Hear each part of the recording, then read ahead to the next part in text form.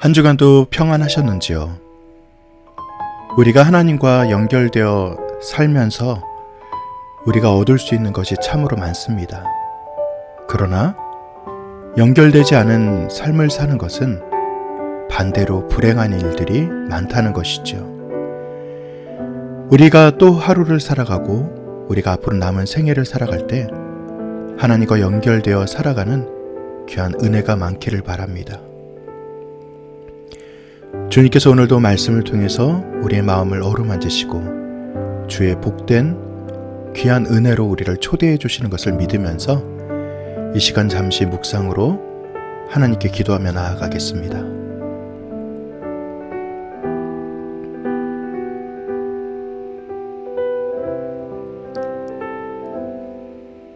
주님, 우리의 마음을 열어주시옵소서. 우리의 마음을 순하게 하시옵소서. 하나님의 귀한 은혜 가운데 우리가 평안을 누리게 하여 주시옵소서. 아버지 하나님 감사드립니다. 오늘도 주님께서 허락하신 귀한 말씀을 이 시간 듣고자 하오니 우리에게 말씀을 허락하여 주시고 이 말씀 안에서 주의 복을 누리는 자, 하나님의 귀한 은혜 가운데 행복을 누리는 자가 되게 하여 주시옵소서. 감사드리며 예수님의 이름으로 기도드립니다. 아멘. 오늘 우리에게 주신 하나님의 말씀은 요한복음 15장의 말씀입니다. 그 중에 일부의 말씀을 함께 읽도록 하겠습니다. 나야말로 참 포도나무이고 내 아버지는 농부입니다. 내게 붙어 있으면서도 열매를 맺지 않는 가지는 죄다 그분께서 그 가지를 잘라버리십니다. 그리고 열매를 맺는 가지마다 그 가지를 깨끗하게 하십니다. 열매를 더 많이 맺게 하려는 것입니다. 내 안에 머물러 있으세요. 그러면 나도 그대들 안에 머물러 있을 겁니다. 가지가 스스로는 열매를 맺을 수 없습니다. 포도나무 안에 머물러 있지 않으면요. 그처럼 그대들도 내 안에 머물러 있지 않으면 마찬가지입니다. 나야말로 포도나무, 그대들은 가지입니다. 누구든 내 안에 머무르는 사람, 또 내가 그 안에 머무르는 사람, 이런 사람이 열매를 많이 맺습니다. 나 없이는 그대들이 아무것도 할 수 없기 때문입니다. 아버지께서 나를 사랑하신 것처럼 나도 역시 그대들을 사랑했어요. 나의 사랑 안에 머무르세요. 그대들이 내 계명들을 지키면 내 사랑 안에 머물러 있을 겁니다. 내가 내 아버지의 계명들을 지켜서 그분의 사랑 안에 머물러 있는 것처럼요. 이런 것들을 그대들에게 말해준 것은 나의 기쁨이 그대들 안에 있도록 하려는 겁니다. 그래서 그대들의 기쁨이 가득하게 하려는 겁니다. 바로 내가 그대들에게 명령하는 것을 그대들이 실행하면 그대들이야말로 내 친구들입니다. 내가 더는 그대들을 종이라 부르지 않습니다. 종은 자기 주인이 뭘 하는지 알지 못하기 때문입니다. 그런데 그대들을 나는 친구라 불렀어요. 내 아버지한테 들은 것을 내가 모두 그대들에게 알려주었기 때문입니다. 그대들이 나를 선택한 것이 아니라 내가 그대들을 선택하여 세웠어요. 그대들이 가서 열매를 맺고 그대들의 열매가 머물러 있도록 하려는 겁니다. 그리하여 그대들이 내 이름을 내세워 아버지께 달라고 하는 것은 뭐든지 아버지께서 그대들에게 주시도록 하려는 겁니다. 이것을 그대들에게 명령합니다. 서로 사랑하세요. 아멘.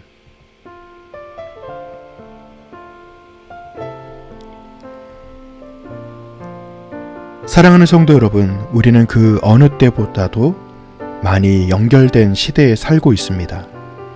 손에 들고 있는 작은 기기 하나로 지구 반대편의 사람과 대화를 하고 잠들기 직전까지 누구와 이어져 있는 것이지요. 그런데 이상합니다. 이 시대의 사람들은 더 외롭고 지쳐 있을 때가 많습니다.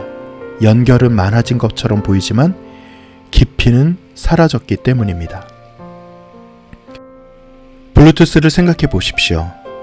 필요할 때만 연결합니다. 멀어지면 자동으로 끊어집니다. 신호가 약해지면 소리가 뚝뚝 끊깁니다. 배터리가 방전되면 아예 작동하지 않습니다. 성도 여러분, 혹시 우리의 신앙이 이와 같지는 않습니까? 하나님이 필요하면 기도로 잠시 연결하고 문제가 또 해결되면 자연스럽게 끊어지는 신앙. 주일 아침에만 접속했다가 월요일이 되면 조용히 해제되는 신앙. 우리는 연결은 했지만 그 안에 머물지는 않았습니다. 잠깐 접속은 했지만 뿌리를 내리지 않은 것이죠. 그런 우리에게 오늘 주님은 말씀하십니다. 연결이 아니라 머물러라. 접속이 아니라 붙어 있으라 라고 말입니다. 나야말로 참 포도나무이고 내 아버지는 농부입니다. 주님은 선언하십니다. 나야말로 참 포도나무이고 그대들은 가지라고 말입니다. 이 말씀은 단순한 비유가 아닙니다. 이것은 우리의 존재를 바꾸는 선언입니다. 구약 성경에서 포도나무는 이스라엘을 상징하는 이미지였습니다. 하나님은 이스라엘을 포도나무처럼 이집트에서 뽑아 가나안 땅에 심으셨습니다. 정성껏 심고 울타리를 치고 열매를 기다리셨습니다. 그런데 결과는 어땠습니까? 이사야 선지자는 탄식합니다. 기대했던 열매가 맺히지 않았다고. 이스라엘은 포도나무였지만 결국 열매 맺지 못한 포도나무가 되었습니다. 그 실패의 자리 위에 예수님이 친히 서서 말씀하십니다. 나야말로 참 포도나무이다. 이 한 문장의 무게를 느껴보시기 바랍니다. 이스라엘은 결국 하나님께서 원하시는 그 모습이 되어야 했지만 그렇게 되지 못했고 바로 그 자리에 예수님이 직접 서셔서 이렇게 말씀하신 것이지요. 그러므로 우리가 주님 안에 있다는 것은 내가 열심히 해서 유지해온 그런 관계가 아니라는 것입니다. 하나님이 먼저 우리를 그리스도 안으로 옮겨 심으신 그런 은혜의 사건이라는 것을 우리가 분명히 기억해야 됩니다. 신앙은 내가 붙잡는 것이 아닙니다. 내가 하나님에게 붙들린 상태가 신앙이라는 것을 결코 잊지 마시기 바랍니다. 내게 붙어 있으면서도 열매를 맺지 않는 가지는 죄다 그분께서 그 가지를 잘라버리십니다. 그리고 열매를 맺는 가지마다 그 가지를 깨끗하게 하십니다. 열매를 더 많이 맺게 하려는 것입니다. 본문 2절에서 열매 맺지 않는 가지는 잘라버리신다는 이 말씀은 많은 사람들을 두렵게 하기도 합니다. 그런데 안심하시기 바랍니다. 여기서 사용된 그리스어 아이로를 한번 주목해 보기로 합니다. 아이로의 첫 번째 의미는 제거하다가 아니라 들어올리다가 더 맞습니다. 고대 근동에서 포도나무는 덩굴 식물이라 가만히 두면 땅바닥을 기며 자라는 습성이 있습니다.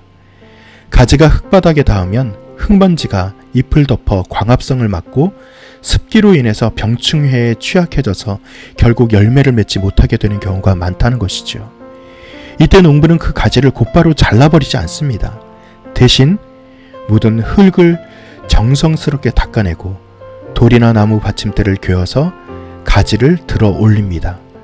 공기가 통하고 햇볕을 온전히 받게 해서 다시 열매를 맺을 기회를 주는 것이죠. 지금 우리의 삶의 무게에 진흙탕 속에 처박혀 있는 것처럼 느껴지고 계시는 분이 계십니까? 때로 열매가 없다고 주님이 나를 잘라버리실까봐 두려우십니까? 여러분 염려하지 마시기 바랍니다. 농부이신 하나님은 지금 우리를 심판하러 오신 것이 아니라 오히려 우리를 구원하러 구조하러 오신다는 것을 기억하시라는 것이죠. 우리는 지금 버려지는 중이 아니라 다시 생명을 얻도록 들어 올려지는 중입니다. 그분의 손에 맡겨둘 때 우리가 들어 올려져서 우리가 다시 한번 생명을 회복하는 일들이 나타나게 되기를 먼저 간절히 축원드립니다. 나야말로 포도나무, 그대들은 가지입니다. 누구든 내 안에 머무르는 사람, 또 내가 그 안에 머무르는 사람, 이런 사람이 열매를 많이 맺습니다. 나 없이는 그대들이 아무것도 할 수 없기 때문입니다. 우리는 늘 열매를 고민합니다. 왜 나는 변화가 없을까? 왜 나는 열매가 없을까? 그래서 더 애쓰고 더 노력하고 더 자신을 몰아붙일 때가 있습니다. 그때 주님은 이렇게 말씀하시는 것이죠. 나 없이는 그대들이 아무것도 할 수 없기 때문이지 않느냐? 라고 말입니다. 이처럼 열매는 만들어내는 것이 아닙니다. 열매는 주님으로부터 만들어져 흘러나오는 것이죠. 19세기에 허드슨 테일러라는 중국의 선교사가 있습니다. 오늘날 우리가 말하는 영적 번아웃의 극단까지 몰렸던 사람 중에 대표적인 인물이기도 하죠. 1869년 가을에 선교본부의 막중한 책임과 끊임없는 사역의 요청 앞에서 그는 처절하게 무너지고 있는 상태에 놓였습니다. 그는 더 거룩해지기를 원했고 더 많이 기도하며 더 굳건한 믿음을 갖기 위해서 사력을 다해서 애썼습니다. 그러나 그의 노력은 노력하면 할수록 더욱 메말라가는 상태로 나아가게 만든 것이 그의 상황이었습니다. 당시 그는 누이에게 이렇게 편지를 보내며 탄식합니다. 나는 날마다 믿음을 짜내려고 애썼습니다. 하지만 믿음을 만들어내려고 하면 할수록 내 안의 생명력은 더욱 빠르게 고갈될 뿐입니다. 그러던 어느 날 동료 선교사 존 메카시가 보낸 편지 한 통이 그의 인생을 송두리째 바꾸게 됩니다. 편지에는 이런 내용이 담겨 있었습니다. 믿음을 강하게 하려고 애쓰지 마세요. 그저 신실하신 그분께 맡기며 안식하면 어떻습니까? 테일러는 그 순간 깨닫습니다. 지금까지 자신은 가지로서 수액을 만들어내려고 비명을 지르고 있었다는 사실을 말입니다. 그는 나는 가지였구나. 주님이 내 안에 계시고 내가 그분 안에 있다면 수액은 그분이 공급하시는 것인데 내가 왜 걱정하고 있었을까? 그렇게 생각하며 다시 한번 깨닫고 기쁨 속에서 그는 분연히 일어났습니다. 이후 그의 삶을 지탱하는 것은 갈라디아 2장 20절의 말씀이었습니다. 내가 사는 것이 아니요 오직 내 안에 그리스도께서 사시는 것. 이 말씀을 붙잡고 테일러는 교환된 삶이라고 말하며 내 노력으로 수액을 짜내는 고통스러운 삶을 뿌리신 주님의 생명력을 받아 누리는 풍성한 삶으로 교환했다라고 그는 고백하게 되었습니다. 사랑하는 여러분, 지금 여러분 중에는 열매가 없는 것이 아니라 열매를 낼 힘조차 남아있지 않는 분들이 많을 것입니다. 그때 주님은 이렇게 말씀하십니다. 애써서 만들어내려고 하지 말고 내 안에 그저 머물라고 말입니다. 내 안에 머물러 있으세요. 그러면 나도 그대들 안에 머물러 있을 겁니다. 가지가 스스로는 열매를 맺을 수 없습니다. 사랑하는 성도 여러분, 문제는 열매의 크기가 아닙니다. 문제는 밀착의 강도입니다. 가지가 정말 실력을 나타내는 것은 무엇입니까? 가지의 진짜 실력은 열매를 맺는 기능에 있지 않고 나무에 붙어있는 그 관계의 실력, 그것이 진짜 나무가지의 실력 아니겠습니까? 돌아오는 한 주 열매를 맺으려고 비명을 내지르며 그렇게 살아가시기보다는 주님 안에 푹 잠기는 붙어있는 가지로 평안을 누리시기를 간절히 축원드립니다. 프랑스 보르도에는 비에뉴 비뉴라는 표현이 있습니다. 직역하면 오래된 포도나무라는 뜻입니다.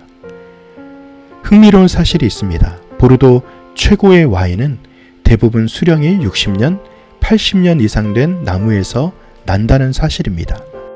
그런데 오래된 나무일수록 왼쪽에서 보이는 그 나무와는 달리 오른쪽의 나무처럼 포도 알갱이는 굉장히 숫자가 적습니다. 왼쪽에 있는 어린 나무는 물과 양분을 받으면서 포도를 주렁주렁 맺지만 오래 견딘 나무는 오히려 열매의 수를 줄여가는 것을 볼 수 있습니다. 대신에 어떻습니까? 왼쪽에 있는 정말 풍성해 보이는 포도 알갱이보다 오른쪽에 있는 몇 알갱이 남지 않은 그런 포도나무의 그 과일이 당도와 깊이는 훨씬 더 깊어진다는 것을 그 예를 통해서 우리는 발견하게 됩니다. 세상은요, 숫자, 수령을 원하지만 진짜 포도나무는 수령, 얼마나 오래되었고 얼마나 깊은지를 요구한다는 것을 깨닫게 됩니다. 많이 맺으려고 할수록 묽어집니다. 그러나 오래 견딜수록 농축된다는 이 사실이 우리의 영적인 원리에서도 다시 한번 나타나기를 간절히 바랍니다. 주님 안에서 긴 시간을 버텨낸 영혼이 맺는 그 열매는 바쁘게 달려온 삶이 흉내낼 수 없는 깊이와 그리고 또 하나님으로부터 받는 그 은혜가 더 다르다는 것을 여러분 꼭 기억하시며 주님 안에서 오래 또 길게 정말 멋지게 머무르시는 귀한 은혜가 있기를 간절히 축원드립니다. 아버지께서 나를 사랑하신 것처럼 나도 역시 그대들을 사랑했어요. 나의 사랑 안에 머무르세요. 주님은 9절에서 이렇게 말씀하시는 것이죠. 머물라 라고 말입니다. 그리고 15절에 내가 더는 그대들을 종이라 부르지 않습니다. 종은 자기 주인이 뭘 하는지 알지 못하기 때문입니다. 그런데 그대들을 나는 친구라 불렀어요. 내 아버지한테 들은 것을 내가 모두 그대들에게 알려주었기 때문입니다. 종이라 부르지 않고 친구라고 부르는 것이죠.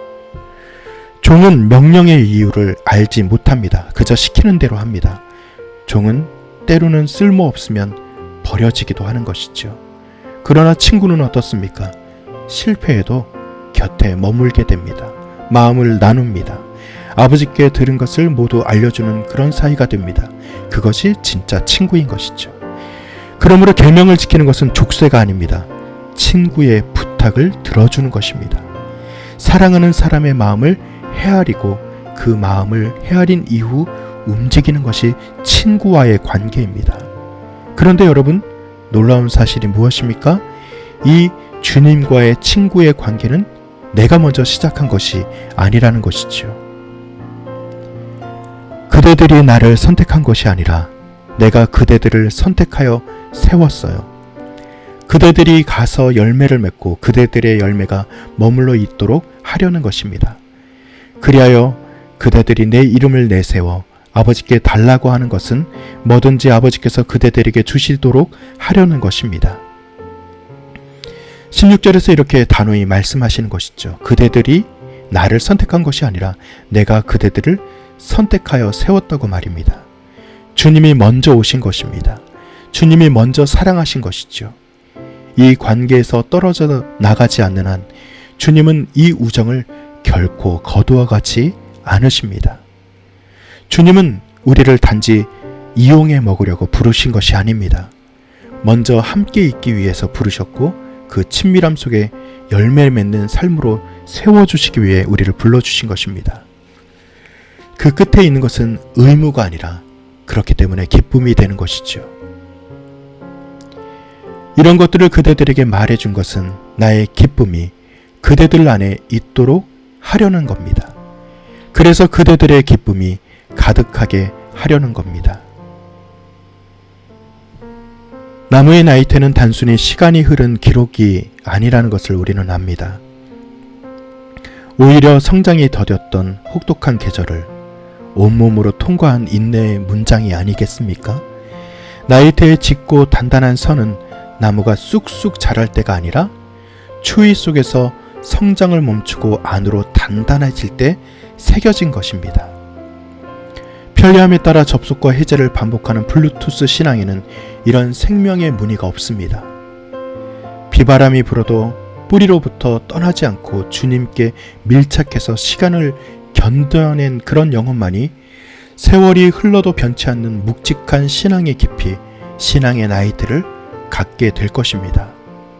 사랑하는 성도 여러분, 오늘 이 진리를 우리 영혼에 깊이 새기기를 간절히 원합니다.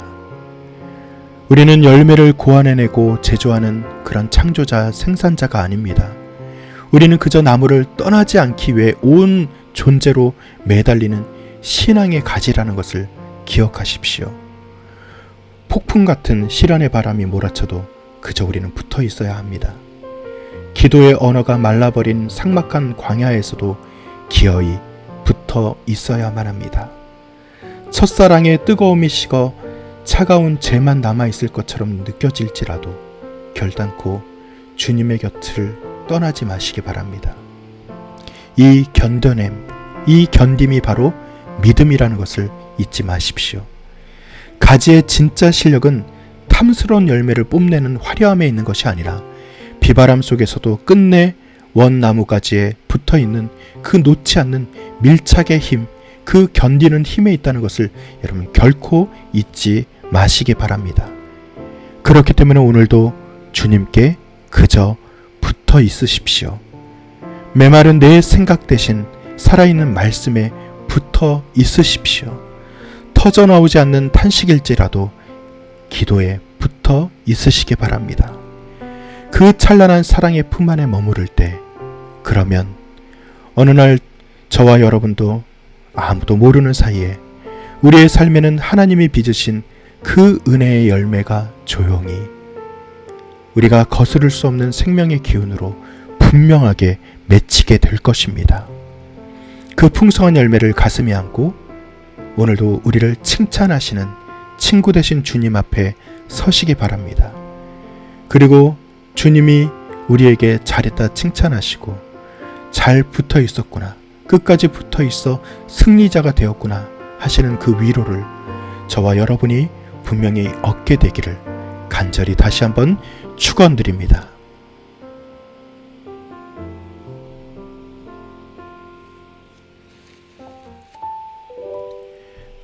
편리하게 우리는 연결하고 싶으면 연결하고, 연결하기 싫으면 그냥 꺼버리는 그런 신앙을 살아오지 않았습니까? 그렇게 살면서 열매가 없어서 두렵다 느끼신 적이 있으셨는지요? 오늘 말씀처럼 주님은 쉽게 잘라내시는 분은 아니십니다. 먼저 우리를 들어 올려주시는 분이십니다. 우리가 애쓰고 비명을 지르고 그렇게 정말 애쓰며 살아가는 그런 모습이 우리는 참 힘들고 어렵지만 오늘 성경의 말씀은 그러지 말아라, 그냥 붙어 있어라 라고 말합니다. 우리는 끝까지 메어 달리는 그 본질을 찾아야 할 것입니다. 바람이 불어도, 기도가 터져나오지 않아도, 마음이 식어버려도 끝까지 주님 안에서 메어 달리는 그 견딤으로 깊은 나이테를 새겨가는 하루하루가 되시기를 간절히 바랍니다. 주님 안에 밀착하겠습니다. 주님과 함께 평안을 누리겠습니다. 그저 붙어 있겠습니다. 주님, 이제는 우리를 위해 당신의 생명을 십자가에 아낌없이 쏟아부으신 우리 주 예수 그리스도의 끝없는 은혜와 진흙탕에 처박힌 우리를 끝까지 포기하지 않으시고 사랑의 손으로 들어 올려 씻겨주시는 하나님 아버지의 극진하신 사랑하심과 세상의 소음 속에서도 주님께 시선을 고정하도록 인도하시고 우리 영혼의 생명의 수액을 끊임없이 공급하시는 성령님의 거룩한 교통 인도하심이 이제 가벼운 접속을 끝내고 주님과 깊은 밀착으로 들어가기를 소원하는, 그래서 찬란한 열매의 주인공이 되기로 다짐하는 주님의 사랑하는 성도들의 가정 위에, 성도들의 일터 위에 주님께서 영원히 함께 하시기를 간절히 축원드리옵나이다. 아멘.